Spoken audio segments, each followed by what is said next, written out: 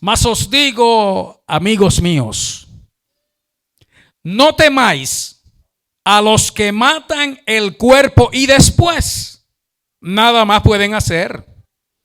Pero os enseñaré a quién debéis temer. Temed a aquel que después de haber quitado la vida, tiene poder de echar en el infierno. Sí, os digo, a este temed. Padre bueno, en el nombre de Jesús.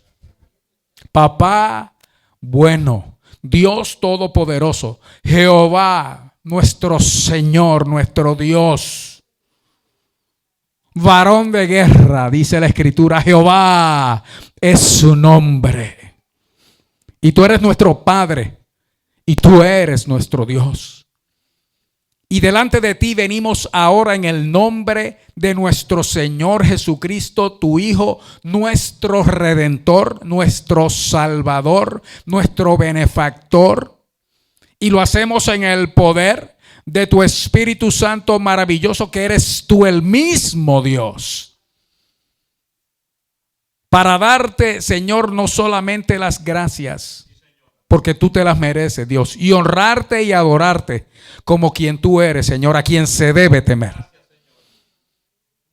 Sino también para pedirte, Dios, que nos dé sabiduría, entendimiento, capacidad, Señor, para nosotros poder entender tu palabra, poder retener tu palabra, pero más que todo, Señor, por favor, poder vivir tu palabra. Y por esto te damos gracias, Dios, en el nombre de Jesús. Jesús, Jesús, Jesús. Oh. Amén. ¿Se pueden sentar, hermano?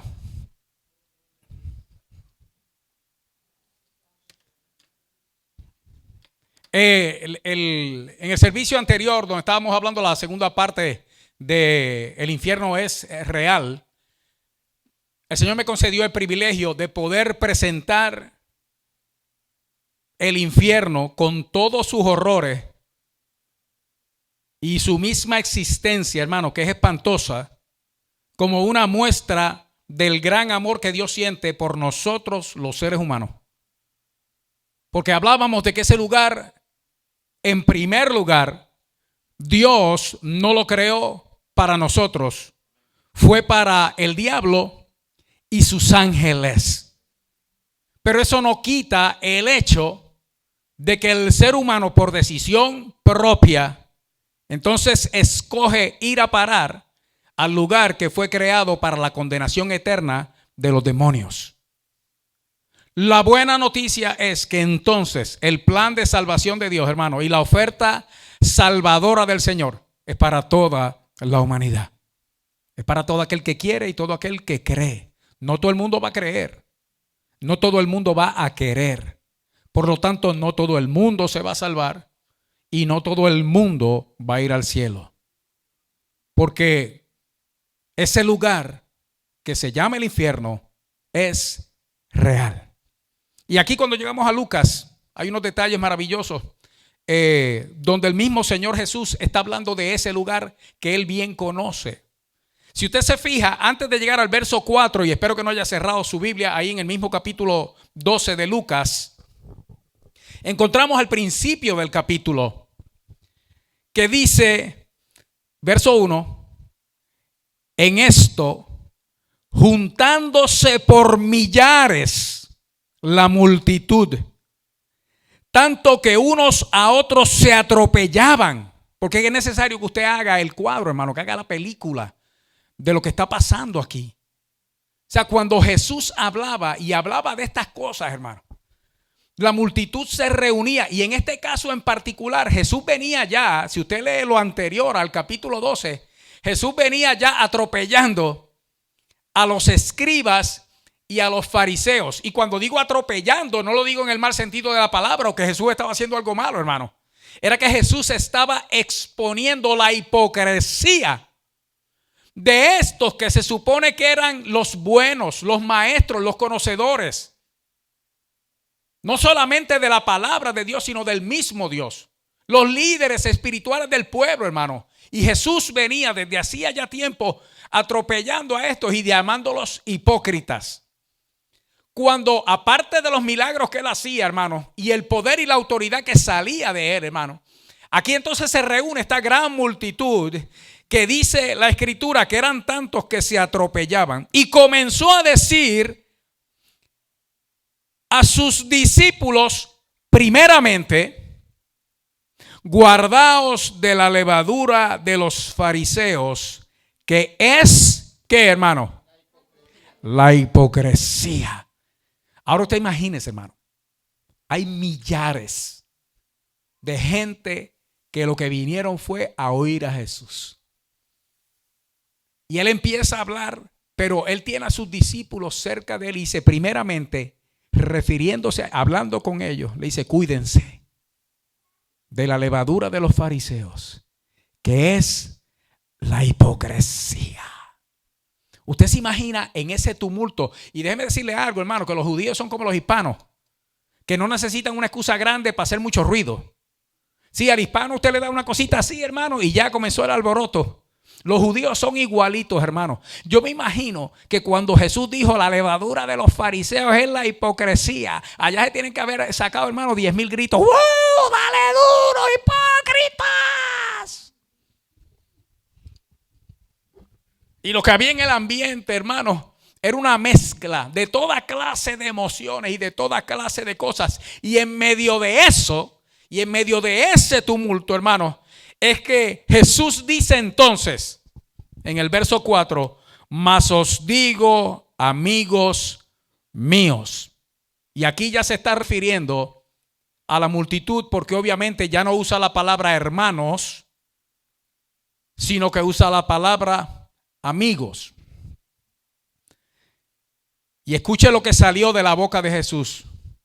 No temáis a los que matan el cuerpo y después nada más pueden hacer.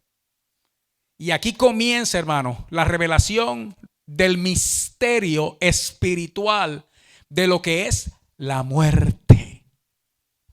Porque hay un asunto, hermano, y es que nosotros definimos muerte muchas veces por conveniencia. Y en muchos casos para justificar ciertas doctrinas. Yo he venido mencionando las doctrinas, por ejemplo, hermanos, de la... de salvo siempre salvo, de la elección y este tipo de cosas. Y uno de los argumentos que se usan, hermanos, para la doctrina de la elección, que lo que dice es que Dios escogió desde antes de la fundación del mundo quiénes se van a salvar y quiénes no se van a salvar. Por lo tanto, el que se va a salvar, aunque parezca que no se va a salvar. Y el que no se va a salvar, aunque parezca que esté salvo, se va a perder, porque no se va a salvar. Entonces, uno de los argumentos precisamente es que nosotros, por nosotros mismos, o en nosotros no hay algo que nos permita tomar la decisión, la buena decisión por Jesucristo. Porque nosotros estamos muertos. La Escritura dice que el que no tiene a Cristo, hermano, y eso es una gran verdad, está muerto. Y está muerto en delitos y pecados. Lo dice la Escritura claramente. El argumento, hermanos, que parece lógico y parece bueno, es que un muerto nada puede hacer. Hermano, pero déjeme decirle algo. Cuando yo estaba muerto en delitos y pecados, yo hablaba, hacía, cometía, hermano, toda clase de cosas. ¿Y usted sabe qué? Yo estaba muerto. Pero le voy a decir más. Los que están muertos ahora mismo y enterrados ahora mismo, hermano, no están desvanecidos, ni desaparecidos, ni inconscientes, ni fuera de la realidad. Por lo tanto, estar muerto no es estar inconsciente. De hecho, es todo lo contrario. Estar muerto, hermano, de forma literal, real, total, hermano, es estar plenamente consciente de que uno está eternamente separado de Dios. En un estado de conciencia absoluta. Y eso lo vamos a ver ahora. Porque es necesario que nosotros entendamos, hermano, a cabalidad lo que es esta doctrina del infierno. Porque entendiendo la doctrina del infierno, hermano, vamos a apreciar más, valorar más, amar más, hermano. No solamente a nuestra salvación, sino a nuestro Salvador. Por lo que Él ha hecho por nosotros, hermano. Usted sabe lo que hablábamos el martes precisamente. El diablo pecó, hermano. Y Dios no lo perdonó. Usted sabe qué hizo Dios, ¿verdad, hermano? Lo mató, lo sacó de su presencia. Le dijo, para afuera que tú vas. Tú estás perdido ya. Y no hay forma de que te salve. Es más, ya creé un lago de fuego donde te voy a tirar después que termine mi plan que tengo ya trazado. Eso hizo Dios con Lucifer, hermano, el querubín grande protector, el ser espiritual más hermoso que había en el cielo. Porque pecó. Dios creó al hombre y el hombre pecó también. Y usted sabe qué hizo Dios, hermano. Dijo, no, a este yo lo voy a salvar. A este yo lo voy a redimir. Al hombre yo lo voy a perdonar. No solamente eso, hermano. Usted sabe que va a ser Dios a fin de cuentas una vez haya terminado su plan de restauración del ser humano. Y lo dice la Escritura claramente, hermano, que nos va a sentar a nosotros donde Él está sentado, que fue donde Lucifer se quiso sentar, hermano, cuando perdió su vida. Oiga, ¿será que Dios nos ama a nosotros, hermano? Porque a la peor de las iglesias del Apocalipsis, hermano, a la peor de las iglesias, Dios le dijo al que venciere, después que le dijo todo lo que iba a decir, que no le dijo nada bueno, hermano. Le dijo de todo. Pobre, desventurado, ciego, desnudo. Ustedes no tienen nada. Pero al que venciere de ustedes, yo le daré que se siente conmigo en mi trono. ¿Tú sabes lo que es eso, Jimmy? Sentarse en el trono de Dios, con Dios. Eso es lo que quería Lucifer. Eso es lo que él quería, hermano. Imposible. Y a la peor de las iglesias, el Señor le dice al que venciere, le daré que se siente conmigo en mi trono. Así como yo he vencido y me he sentado con mi Padre en su trono. El que tiene oído, eso no fue para ellos nada más, hermano. El que tiene oído, oiga lo que el Espíritu dice a las iglesias. ¡Wow! ¡Qué cosa maravillosa! Pero escuche bien, hermano, que es al que venciere. Por eso aquí dice el Señor, hablando, hermano, y dice, no temas a los que matan el cuerpo y después nada más pueden hacer. ¿Sabe lo que implica eso, hermano? Que después que el cuerpo está muerto, hay más que se puede hacer. Porque si no, ¿para qué decir no temas al que te puede matar, hermano? Porque ¿cómo no le voy a temer al que me mate, hermano, al que me quiera matar, hermano? Imagínese usted que aparezca alguien de momento y saque allá una cosa y te voy a matar. Y yo digo, yo no tengo miedo. Y los dientes batiendo, hermano, y las rodillas chocando. Y uno orando por dentro al Todopoderoso, Señor, líbrame, sálvame. Reprende ese demonio. Y sin embargo Jesús dice, al que puede matar el cuerpo. Y escuche bien, hermano, todo esto es doctrina. Porque quiere decir que lo que de nosotros muere, ¿qué es, hermano? Así de forma natural, ¿qué es lo que muere de nosotros? El cuerpo. Y Jesús lo que está diciendo, al que puede matar el cuerpo, pero después no te puede hacer nada más, a ese no le temas. Y automáticamente implica, hermano, que después de que este cuerpo ha dejado de funcionar, algo más está pasando y algo más se puede hacer. Pero el malo al bueno le puede tocar el cuerpo, pero después nada más le puede hacer. Y dice, a ese no le temas. Y claro, la palabra temor aquí, hermano, la usa en un sentido más profundo que solamente sentir miedo por otro ser humano. Es que hay un temor, hermano, que nosotros debemos sentir solamente por y hacia Dios. Porque usted sabe que muchas de las condiciones que agobian hoy en día a la iglesia es precisamente porque el verdadero temor a Dios se ha perdido. No hay esa sensación de, en inglés le dicen awe. No hay un awe. Y no es la letra O, es O-W-E, O. Que es como un asombro. Es como un sobrecogimiento. No porque uno esté malo, esté en pecado, es que a la presencia del Señor, hermano, uno lo lee en la Escritura. Aquellos que fueron expuestos a ella, muchos sintieron un temor tan grande que se desmayaron, hermano. Y lo dice la Escritura, lo expresa de la manera diciendo que cayeron como muertos. Y en nosotros se ha perdido ese ese sobrecogimiento, ese temor, hermano. Y entonces sí, le tenemos temor a cosas que nos pueden hacer cierto daño, pero no nos pueden hacer nada más. Y entonces Jesús, haciendo énfasis a quien se debe temer, escuche bien, hermano, porque esto ha sido motivo de confusión también, y este verso ha sido malinterpretado no sé cuántas veces, por cuántos ministros, y buenos ministros, muchos de ellos, hermanos, que dice, pero os enseñaré a quien debéis temer. Temed a aquel que después de haber quitado la vida, tiene poder de echar en el infierno. Sí os digo, a este temed. ¿Y quién es este del que está hablando Jesús? ¿Ve, hermano? Entonces aquí era que se supone que saliera un grito, el grito de victoria. Ajá. ¿De quién es este? Yo le voy a enseñar a quién es que hay que temer, porque usted sabe que son muchos los cristianos que leen este pasaje.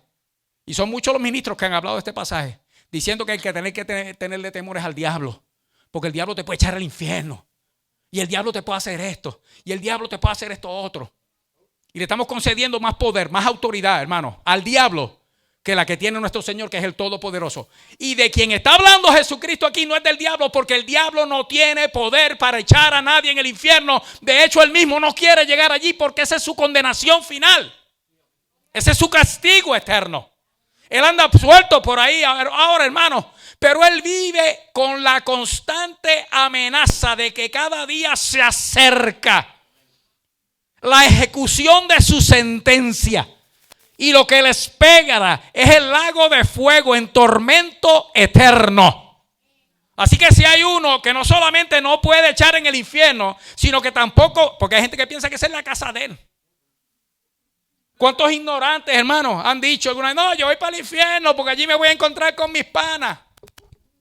No, con tus penas es que te vas a encontrar.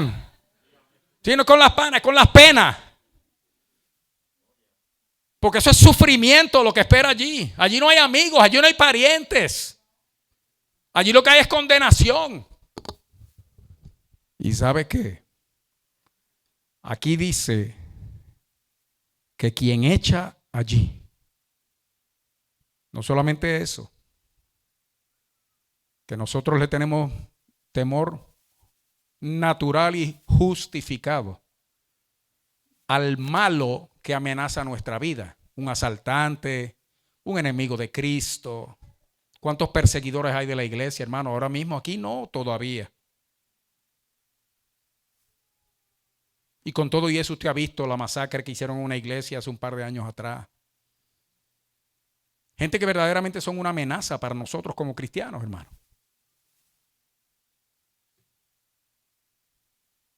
Y sin embargo, el que quita la vida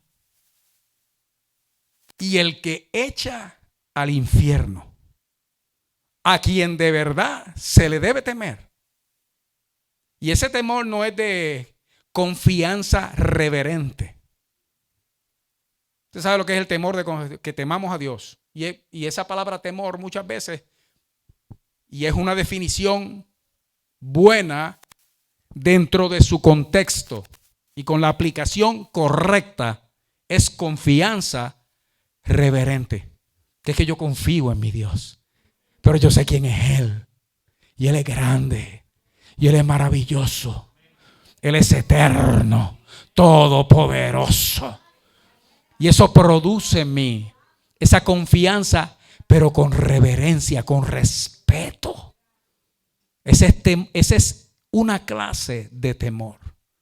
Pero aquí obviamente por su contexto, hermano, leyéndolo, el temor que dice ahí, usted sabe cuál es, ¿verdad, hermano? Es miedo. Tenle miedo a aquel que es el único que puede quitar la vida. El diablo te puede decir a ti 1000 veces que te va a matar.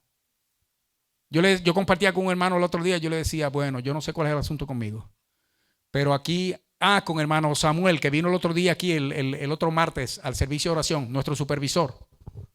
Yo le estaba hablando a Samuel de cuando lo conocí hace como 20 años atrás. Yo le digo, aquel día que yo fui a aquella iglesia, había un varón de Dios, un profeta del Señor. Y el Señor, de lo de verdad, hermano, que de 10, 10. No el juego de pelota. De 3 pegué una, tú sabes. Las otras 2 no las pegué, pero una la pegué. No, eso no es profecía, hermano, eso es poca vergüenza. Y aquel varón comenzó a ser usado por el Señor, hermano, y yo oía los mensajes. Y él venía hablando a las diferentes personas. Yo no pretendía que el Señor me hablara a mí. No me molestaba tampoco que lo hiciera. Pero de momento se me acercó. Ay, hermano, de aquí viene la gloria de Dios. Y el varón me tocó. Y me dice, Satanás ha servido mesa contra ti. Yo dije, bueno.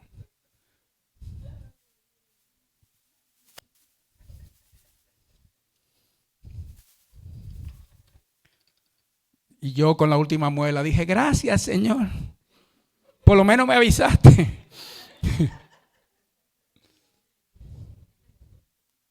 Un tiempo después se me acerca otra persona de esa gente de Dios, hermano. Me pone la mano. Y me dice, el diablo le puso precio a tu cabeza. Yo digo, ay, bendito Señor. Dame una buena, dame una buena. Y entonces él me dice, pero yo te he guardado. Y yo dije, bueno, pues entonces ya estamos mejorando el asunto, ¿entiendes?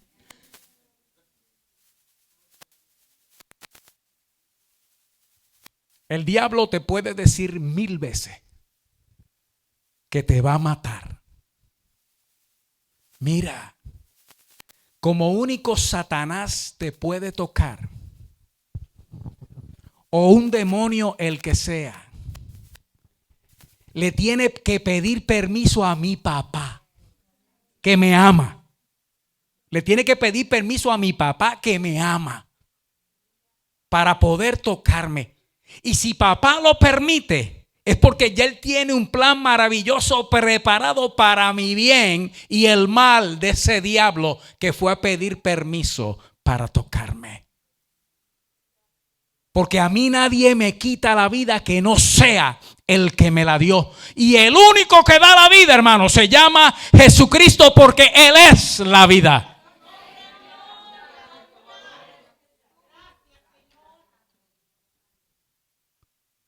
A ese, si le vamos a temer a alguien, hermano, vamos a temerle a Él. Y es temor bueno, hermano. ¿Cuántas veces nosotros de niños quizá no hicimos cosas por miedo a que papá se enterara o mamá se enterara, hermano? Y entonces en algunos casos, como en el mío, hermano, no era miedo. Era que yo iba a hacer algo que yo sabía que estaba mal. Y yo lo que veía en mi mente era que mi papá la podía leer. Yo digo, no, es que yo hago esto y cuando yo me pare delante de él, él me va a leer la mente. Porque yo creía que mi papá tenía ese poder de leer la mente.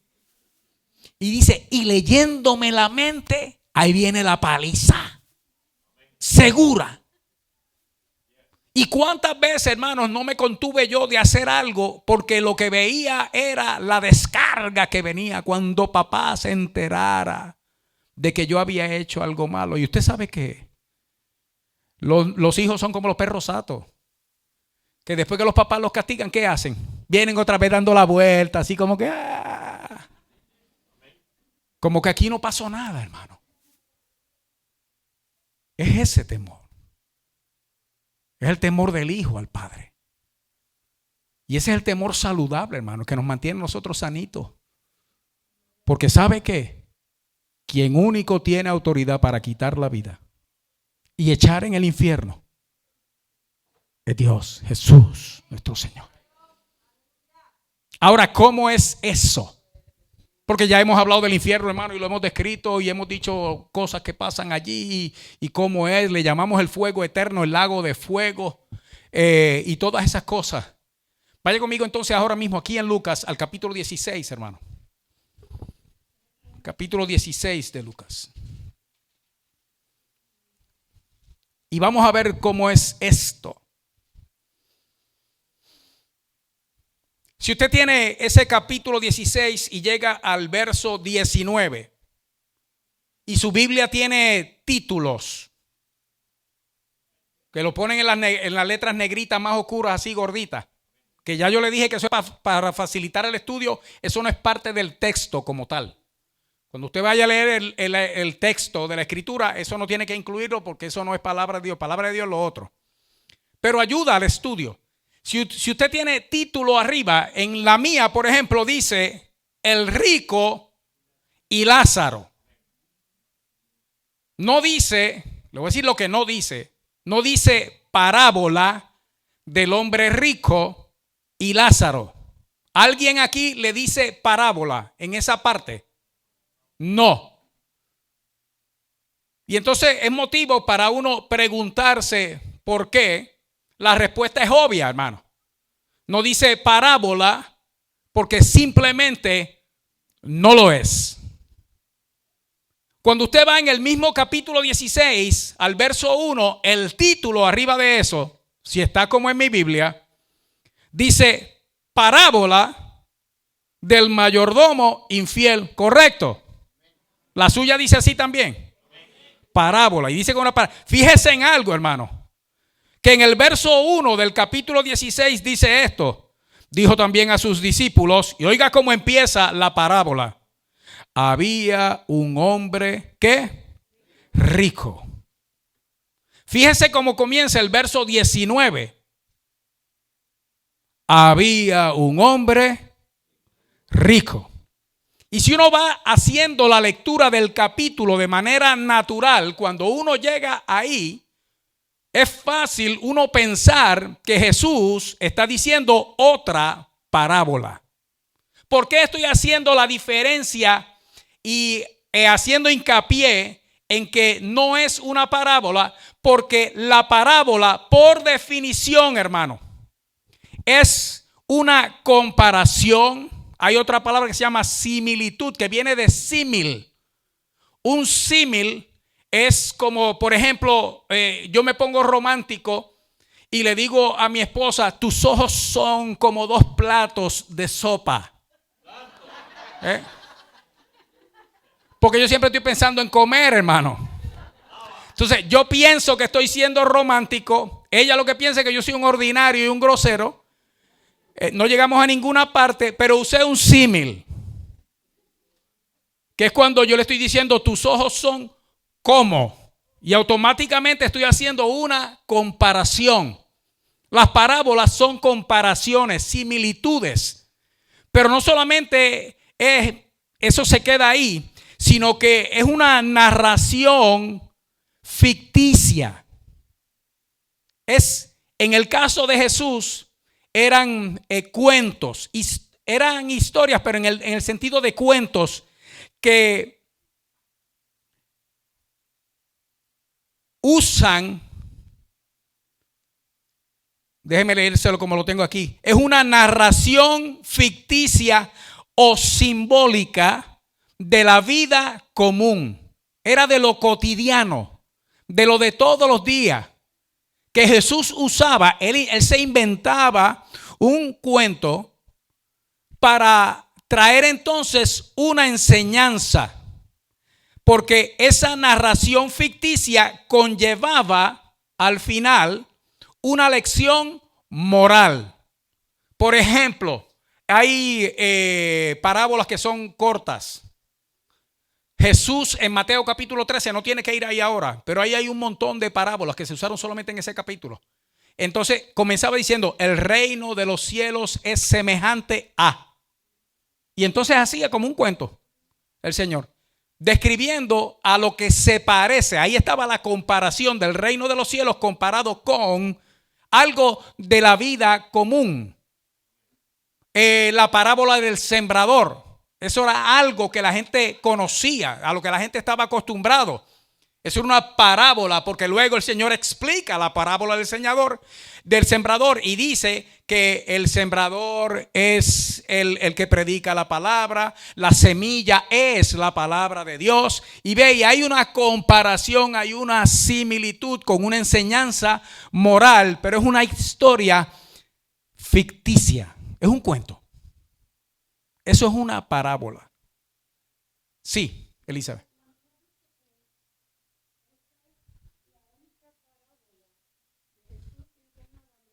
Ajá.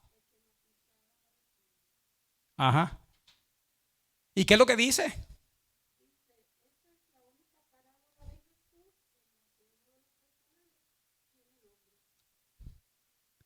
¿Sabes por qué? No, porque acuérdate que ese es el comentario de alguien, porque es una Biblia de estudio y usted puede encontrar en el comentario que alguien alude al hecho de que es una parábola. Pero hermano, por definición, no solamente eso, sino por el contexto de todas las parábolas en la Escritura. Es más, tomando en cuenta el comentario del comentarista, que dice, mira qué cosa, que en esta es el único lugar donde Jesús usa un nombre, y Olga hermano dice que en una parábola. Qué curioso, ¿verdad? Hermano, ¿quién creó el infierno? ¿Quién lo creó? Jesús. Él es el creador. Voy ahora contigo. Él es el creador. ¿Sabrá Jesús quién está allí? Ok. Y en el cielo, ¿sabrá Jesús quién está en el cielo? Y la razón por la cual uno está en el infierno y otro está en el cielo. Ok, esa es una. La segunda, hermano, nosotros estamos por leer algo que no aparece en ningún lugar en la Escritura. Aquí es donde Jesucristo habla del lugar de los muertos y lo describe. Él no está hablando, hermano, de algo cotidiano, de algo de todos los días o de algo que es ficticio, que es el argumento que usa mucha gente, porque en el momento en que usted llama eso parábola, ¿usted sabe en qué lo convirtió? En un cuento ficticio, que no es lo que él dijo, sino que él quiso decir otra cosa. Pero resulta ser que en esta historia verídica, narrada por la boca de aquel que sabe lo que está diciendo y conoce al hombre rico y a Lázaro, resulta ser que no hay luego ninguna comparación. Y la palabra parábola, en una sola palabra de definición, es comparación. El reino de los cielos es semejante a. Jimmy. Era necesario que eso sucediera. Ajá. Que ellos pudieran entender. Ajá. Y es necesario que nosotros lo sepamos hoy también. Porque mira cómo se presta para confusión. En el momento en que uno cataloga esta historia como parábola, hermano, ya le quitó la veracidad. Y hay gente que dicen que entonces el infierno no es así, que eso es solamente Jesús usando una figura alegórica, que también es una comparación, hermano. Una alegoría, es una metáfora, que es una comparación, hermano, extendida. Y dicen que entonces eso eran, ¿cómo le digo? Como dice, simbolismos, que eso no es real. Hermano, esta historia no reúne ninguno de los elementos para cualificar o calificar como parábola.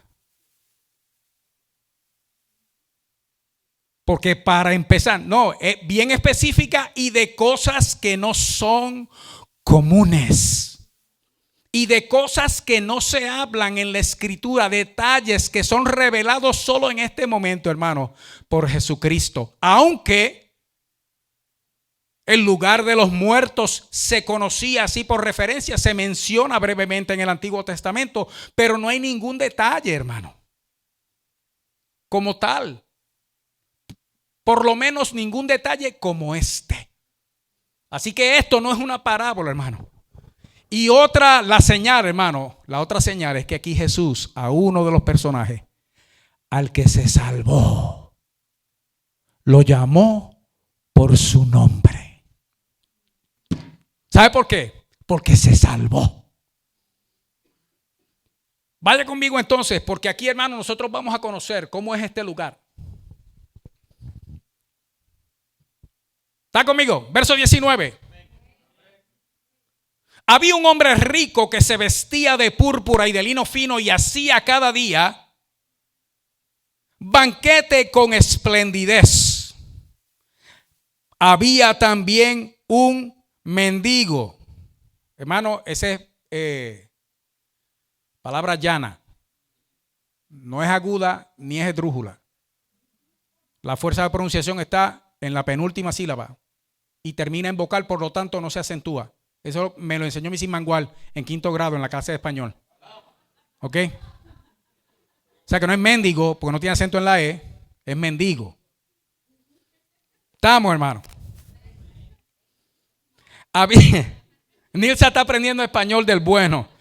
Había también un mendigo llamado Lázaro que estaba echado a la puerta de aquel lleno de llagas y ansiaba saciarse de las migajas que caían de la mesa del rico, y aún los perros venían y le lamían las llagas. Está haciendo la película, ¿verdad, hermano?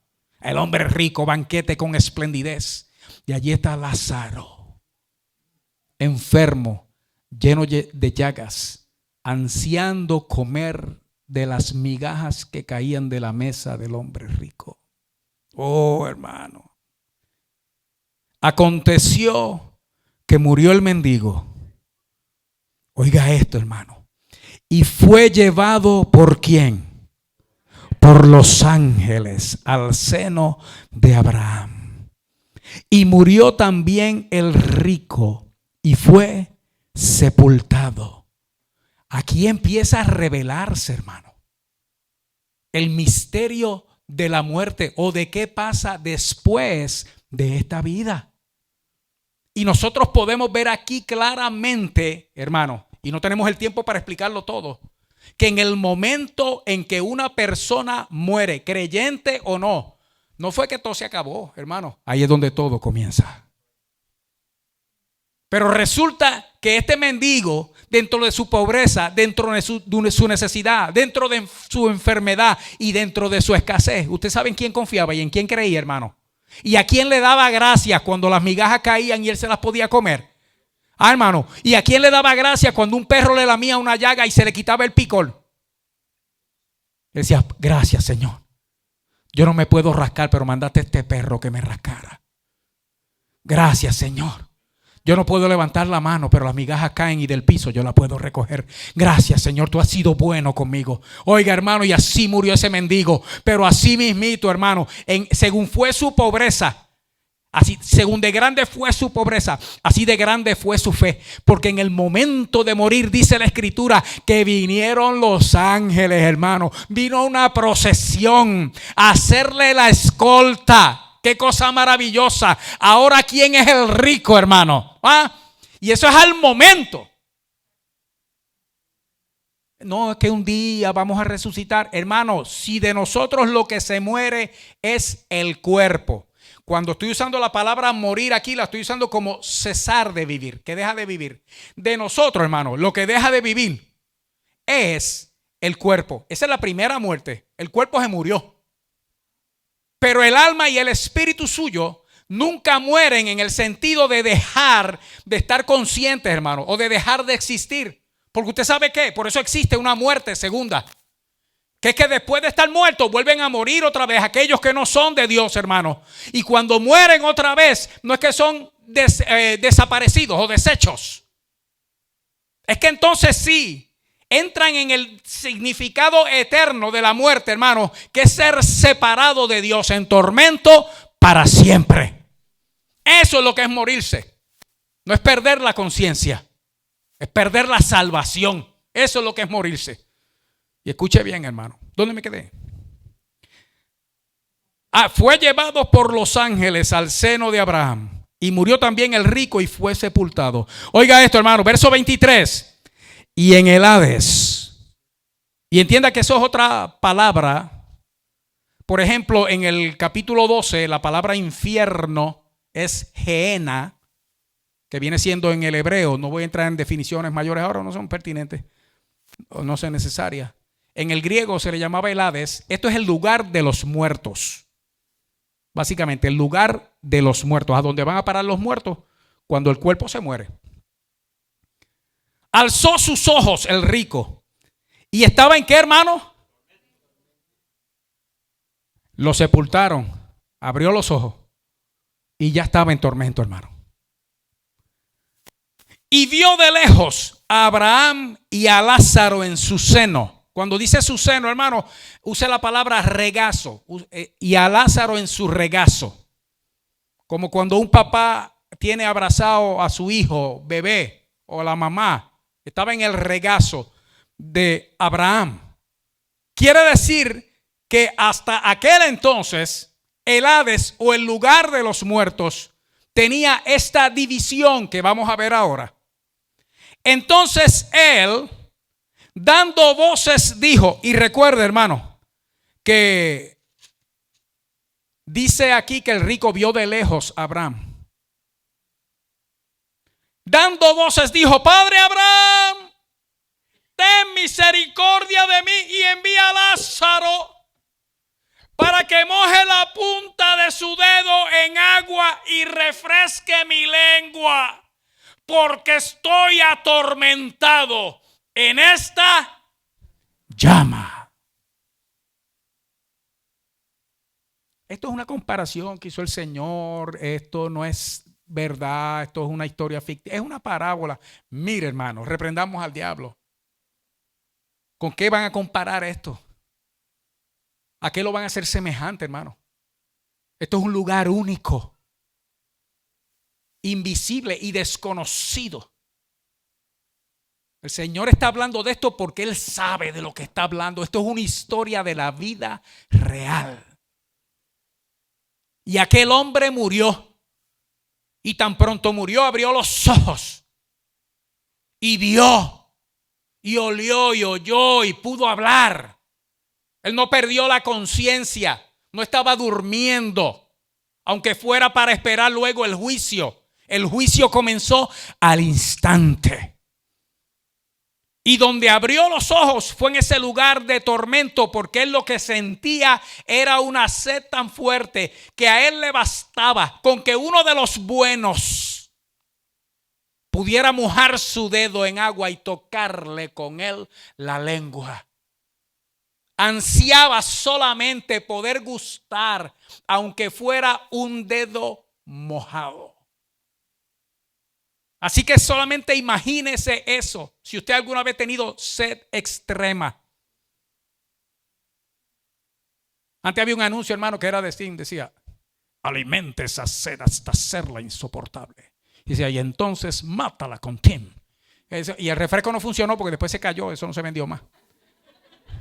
Pero en el anuncio le ponían una persona, hermano, que tenía hasta los labios quebrados, hermano. Caminando por el desierto así, la boca seca. Los viejos se acuerdan aquí de eso. Tú no había, Jimmy no había nacido todavía. Esa yo la uso también, Jimmy. Yo no había nacido todavía. Fue que me dijeron. Pero así estaba el asunto, hermano. Imagínense los labios quebrados, la piel reseca, la lengua pegada al paladar. Oh, eso es adentro. Porque afuera lo que hay es llama, es fuego.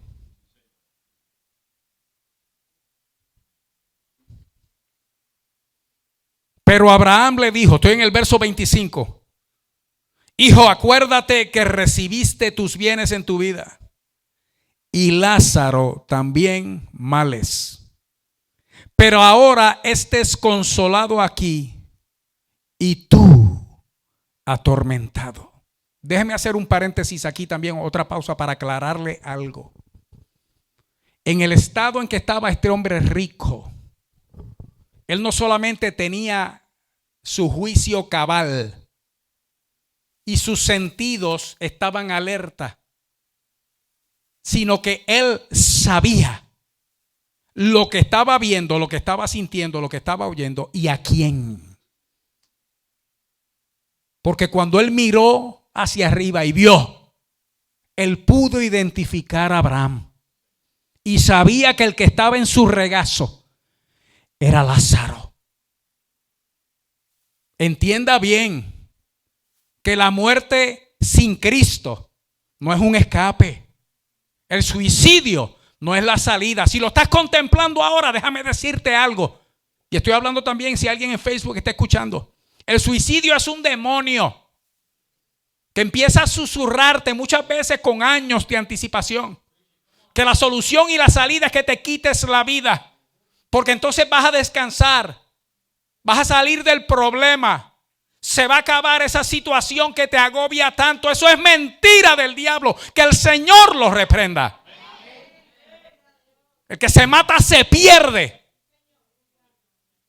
Entonces resulta ser que aquellos que también te quieren vender la idea de que lo que Jesús estaba hablando aquí no es real, son los mismos también que aplauden, hermanos, avalan, apoyan y aprueban el suicidio, porque si te matas, pero eres cristiano, te vas al cielo. No, hermano, al suelo. No es al cielo. Al fondo. Eso es diabólico, hermano. Y mucha iglesia está siendo copartícipe, hermano, con los demonios en estos mensajes de destrucción y de muerte. Que el Señor tenga misericordia de nosotros. Él sabía, él conocía, hermano. Déjeme decirle más. Si el fuego atormenta y la sed también, ahora imagínese, si uno está en su juicio cabal, y cuando digo cabal es, la mente está clarita, completa. Piense lo que hará el recuerdo del que le habló de Cristo. El recuerdo de la oportunidad. El recuerdo de esos sueños de Dios. El recuerdo de ese pastor que siempre estaba martillando la misma cosa y metiendo miedo a ver si uno se convertía. Si el fuego es espantoso, hermano, solamente piense en el recuerdo. Porque esa conciencia clara nunca se va a borrar.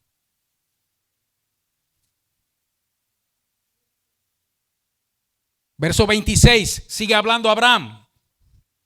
Además de todo esto, una gran cima o precipicio está puesta entre nosotros y vosotros, de manera que los que quisieren pasar de aquí a vosotros no pueden, ni de allá pasar acá. Entonces le dijo: te ruego pues, Padre, que le envía a Lázaro. Oiga esto, hermano. Que le envíes a la casa de mi padre, porque tengo 5 hermanos, para que les testifique, a fin de que no vengan ellos también a este lugar de tormento. Uy, hermano. Voy ahora, hermano. Oiga bien, hermano. Aquí hay otro principio. Estamos hablando de que ese era el lugar de los muertos hasta que Jesús vino a la tierra. Y en ese lugar de los muertos había una imposibilidad. Que del lugar de tormento los atormentados pudieran pasar al lugar de reposo, de descanso. Para los antiguos, ese seno de Abraham era lo que se llamaba entonces el paraíso. Porque ahí iban a descansar los que murieron en Dios. Pero que de los que estaban ahí tampoco podían pasar para allá abajo, para el lugar de tormento. Ahora, si los muertos en su lugar no podían pasar en ese lugar de un sitio para el otro, ¿cuánto más usted cree que iban a poder salir de ahí para venir a hablar acá? Si no podían en su mismo lugar, en el lugar de los muertos, cambiar de posición, ¿usted cree que le iba a ser posible al muerto aparecerse, venir a hablar? Yo poder consultar con ellos, cuando entre ellos mismos había la imposibilidad siquiera de moverse de un sitio al otro. Y aquí quien único habló con el rico, y con quien único el rico habló fue con Abraham. Él no dijo: Lazarito, mira, ¿te acuerdas de mí? ¿Cuántas migajas no comiste, mijo? Tú no te moriste antes gracias a mí. ¿Será que podrás venir? Él no hizo eso. Fue con el encargado. Y el encargado habló con él. Y dijo: ni de allá para acá, ni de aquí para allá. Mucho menos, hermano, comunicarse entre vivos y muertos. Entre vivos y muertos, entre nosotros, hermano, y los que murieron, no hay comunicación. Si a usted se le aparece el muerto, o le habla, o lo toca, o cualquier otra cosa, no es el que murió, es un demonio. Y no tengo todo el tiempo, vamos a entrar en la doctrina de demonios en algún momento dado, hermano, no esta noche, pero es un demonio. ¿Cuántos buenos maestros, cuántos buenos teólogos, hermano, usando la historia de Saúl cuando se fue a consultar la pitonisa, la bruja, la espiritista? Dicen que Dios hizo ese día una salvedad, porque él pidió hablar con Saúl, ella lo invocó y Saúl pidió hablar con Samuel, el profeta que había muerto. Ella lo invoca, Samuel viene, supuestamente, hermano, Samuel viene, le da un mensaje que al otro día resultó ser cierto, y por eso entonces, hermano, deducimos que fue que Dios, que condena, hermano, el espiritismo, que condena. Mire, hermano, dice la escritura: no se ha hallado en ti quien haga pasar a su hijo y a su hija por fuego, ni mago, ni agorero, ni sortílego, ni hechicero, ni quien practique la adivinación, ni quien consulte con los muertos. Y lo dice Dios. Ahora dígame usted, entonces Dios un día va a hacer una salvedad y le va a permitir a un espiritista darle un mensaje divino a un creyente apartado. Va a romper Dios la regla, hermano, porque si la rompió una vez, la rompe 10. Y Dios nunca, hermano, va a quebrantar su palabra. El día que Dios haga eso, hermano, se convierte en mentiroso y deja de ser Dios. Y usted y yo sabemos que eso nunca va a pasar. Aquello que subió, que era un anciano y que esto y lo otro, ¡ay, es Samuel! Hermano, eso pasa en los centros espiritistas todos los días. Cuando de momento la que está poseída, hermano, le cambia la voz y empieza a hablar como tío Cico. Y hacer como que tenía una mascadura de tabaco en la boca. Y allá viene la contra allá muchacha y dice: ¡ay, mire, tío Cico, dime ahora qué voy a hacer! Ven que te estoy esperando. Pero todavía estoy joven, aquí vas a estar mejor. ¿Y cómo lo hago? Ve y haz lo que yo hice. Y tío Cico se ahorcó. Imagínese usted, hermano. Eso es diablo, hermano. Eso es demonio. Entre vivos y muertos no hay comunicación. Ahora voy a decir más, hermano. Entre vivos de aquí y vivos de allá tampoco hay comunicación. Por ahora. Porque viene el día, hermano, en que nos vamos a reunir. Y usted sabe qué, es mejor esperar con ansia, hermano, que ese día llegue. A uno estar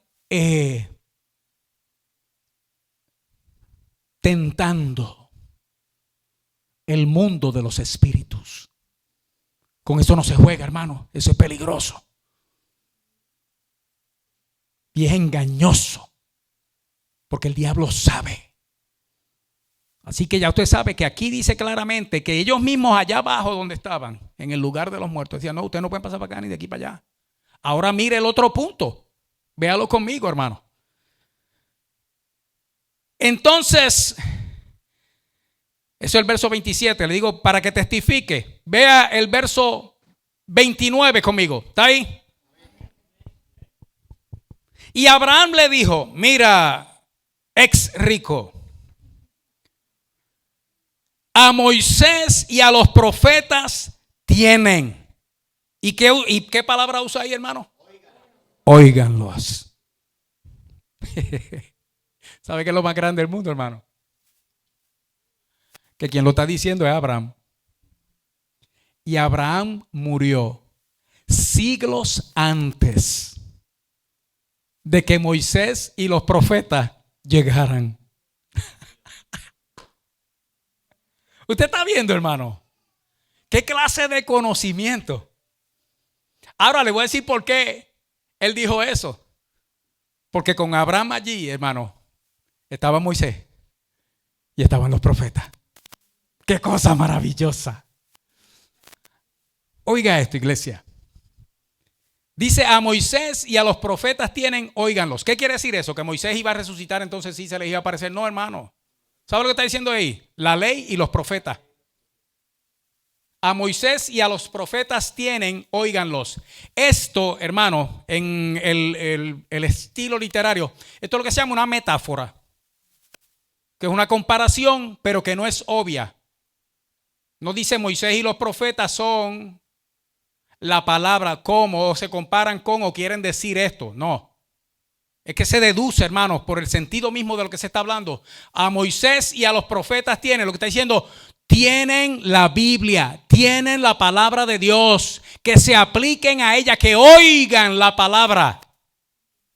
Eso es lo que está diciendo ahí. Cuando dice a Moisés y a los profetas tienen, óiganlos. Dicen, tienen lo que Moisés escribió y tienen lo que los profetas escribieron, que le hagan caso a eso.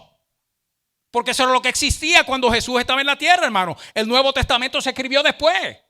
Dice, tienen el Viejo Testamento con ellos, que lo oigan. ¿Cuánto oímos nosotros de la palabra de Dios, hermano? Y hasta Abraham, después de muerto, lo que mandaba era eso, hermano, que oigan la palabra. ¿Y usted sabe por qué? Da la razón aquí, hermano. Este rico, igual que todos los que están perdidos y ahora mismo están en el tormento del fuego eterno. Escúcheme bien, hermano. Están en una condición de maldad peor que la que estaban cuando estaban pecando en la tierra. Porque cuando Abraham le da esta respuesta, que él dice, manda ya para que mis hermanos no vengan a parar a este lugar de tormento. Y Abraham le dice, no, ellos tienen la Biblia, que la lean, que la oigan. ¿Sabe lo que se atreve a decir este bárbaro, hermano, en medio de la condenación? Él entonces dijo, el rico, escuche bien, verso 30. No, padre Abraham. ¿Usted sabe qué era lo que tenía el hombre rico allá abajo, hermano? Que él no le puso oído a la palabra de Dios. Oiga, Abraham le dice a tu familia allá arriba, lo que los va a salvar es que le pongan oído a la palabra de Dios. Oiga, y el condenado, porque estoy usando la palabra, hermano, con todas las de la ley. Ese es un condenado. Y el condenado se atreve a decir no. La palabra no. La Biblia no. Eso no es suficiente. Oiga esto, hermano. No, padre Abraham. Pero si alguno fuere a ellos de entre los muertos, se arrepentirán. Si se le aparece un muerto, se arrepiente. Si le llevan el mensaje de aquí, mira, yo estuve allí y vi a tu tío, y vi a tu mamá, y vi a tu papá. Allí sí se convierten, pero con la palabra, no, eso no es suficiente. Hay que estar verdaderamente condenado, hermano, para hablar así. Oiga la respuesta, hermano. Mas Abraham le dijo: si no oyen a Moisés y a los profetas, o sea, si no se aplican a la palabra de Dios, si no oyen la palabra de Dios, si no creen la palabra de Dios, si no reciben la palabra de Dios, oye bien, tampoco se persuadirán, aunque alguno se levante de los muertos. ¿Y usted sabe por qué, hermano? Porque si alguno de los muertos se levanta y le habla, entonces en lo que vamos a creer, ¿ustedes saben qué? En los muertos.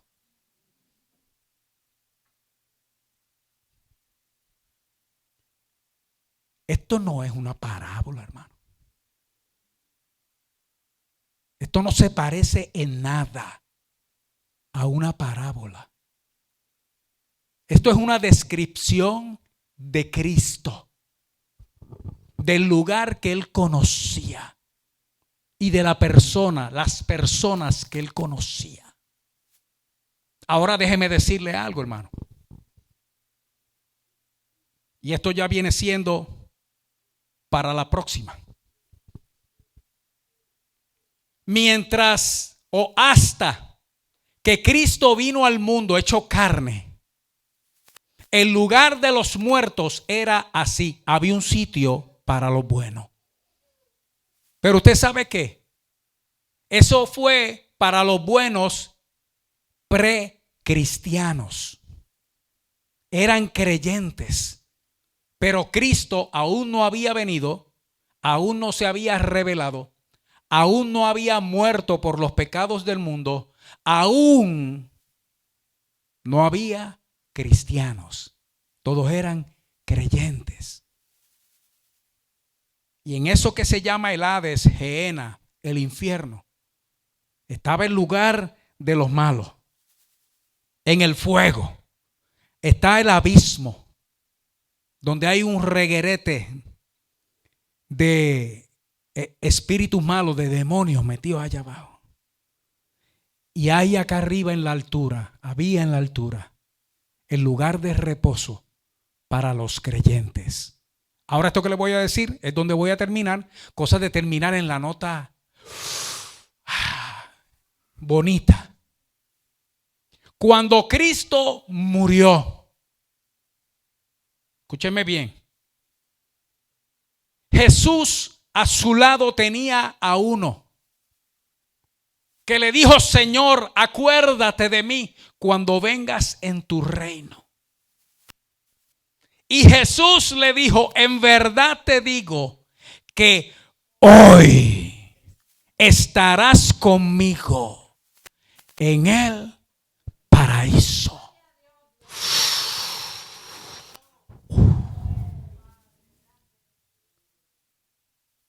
Y esta se la voy a dejar aquí, hermano, solamente para que se anime a leer, especialmente Primera de Pedro. Y cuando Jesús murió, dice la palabra que Él descendió a lo más profundo de la tierra. Se lo voy a decir así por encimita, no le voy a dar los versos todavía. Eso lo vamos a estar hablando el domingo. Y dice que allí le predicó a los muertos. Hay una confusión con la palabra predicar porque uno asume, y muchos teólogos también, que cuando se usa la palabra predicar fue que le predicó el evangelio, las buenas nuevas de salvación. Eso no fue así, hermanos, porque la palabra dice claramente, cuando usted lo lee en 1 de Pedro capítulo 3, dice claramente que fue allá y les predicó. Y predicar es anunciar. Predicar es anunciar, y el anuncio puede ser bueno, hermano, o puede ser malo. O sea, la palabra predicar como tal, hermano, es una palabra genérica para cuando uno está proclamando algo. ¿Entiendes? Por casa pasaba uno, hermano, que decía: la fuerza del novillo, mondonguito del país. Eso era una proclama, hermano. ¿Sí? Y lo que estaba era vendiendo mondongo. Sí, fuerza. Y esa era la proclama. Predicar, hermano, es proclamar, anunciar lo que sea bueno o sea malo. O sea que cuando usted ve ese pasaje de la Escritura, cuando usted lo lea y usted vea que dice que fue y le predicó a los muertos, dice también que fueron los que fueron condenados por desobedientes en el tiempo en que Noé construía el arca. Que quiere decir que Jesús pasó por el proceso de la muerte igual que todos los vivos pasan cuando mueren. Y cuando él le dijo al que estaba al lado de él, en verdad te digo que hoy estarás conmigo en el paraíso. El paraíso, hermano, hasta entonces era el seno de Abraham, el lugar bueno de descanso para los muertos. Pero usted sabe qué pasó, hermano, cuando Cristo murió. Que la vida penetró la muerte. ¡Uy, hermano! Porque usted sabe que al que es la vida, nadie lo puede matar. Y cuando Jesús expiró y aquel cuerpo quedó, hermanos, así, sin vida, hermano, en verdad lo que salió fue la vida. Y esa vida se metió allá abajo, hermano. Y lo que le voy a decir es un resumen. Llegó Jesús allí, le dijo a los malos que estaban allá abajo: yo soy el que ustedes rechazaron. Cuando Noé les estaba diciendo 120 años que se prepararan, que venía juicio sobre la tierra y ustedes siguieron haciendo sus maldades. Yo soy el que ustedes negaron. Yo soy el que ustedes no recibieron. Yo soy la salvación y la vida y ustedes a mí no me quisieron. Oiga, y se volteó y le dijo a Abraham: vámonos de aquí. Porque usted sabe que ahora el paraíso, el lugar de los que mueren en Cristo, está en el cielo. Oh, hermano. Así que prepárese, porque para ahí vamos el domingo, si el Señor lo permite, hermano. O sea, que Cristo venga, porque si Cristo viene, hermano, es que vamos para allá. Si no, vamos a ir por medio de la palabra. Amén, hermano. Porque si Abraham dijo que eso es lo que tenemos, hermano, y que eso es lo que tenemos que oír, para nosotros librarnos de ir a parar allá abajo, hermano, entonces ya usted sabe lo que tenemos que hacer, ¿verdad, hermano? Escuchar la palabra, creer la palabra, recibir la palabra, amar la palabra, porque el Señor, hermano, es la palabra. Vamos a estar de pie, iglesia, y vamos a darle gracias a Dios.